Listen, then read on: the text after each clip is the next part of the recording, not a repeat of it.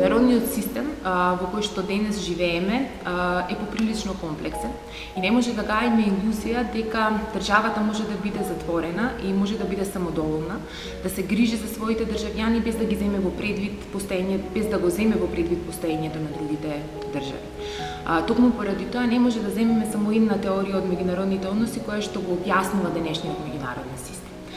Затоа би рекла дека можеби токму овие две најзначајни и најголеми теории во меѓународните односи треба да се применуваат заедно, затоа што и двете представуваат две страни на паричката и затоа што комбинацијата на двете теории во суштина ни дава едно вистинско објаснување на каков е светот во кој што ние денес живееме.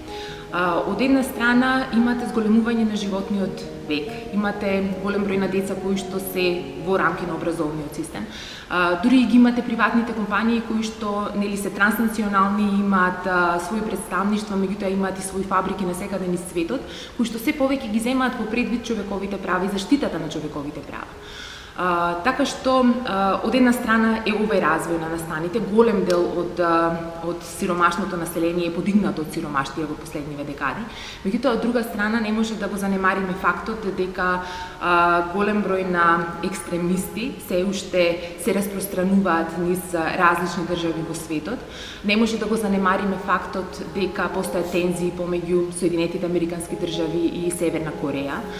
Не може да го занемариме фактот дека Русија прави видеопрезентација на своето вооружување пред изборите, ниту пак тоа дека нуклеарниот договор со Иран е ставен под знак прашање, исто како што не може да го занемариме фактот дека во суштина климатските промени се повеќе имаат се поголемо влијание, меѓутоа се зголемува бројот на државници кои што ги негираат овие климатски промени.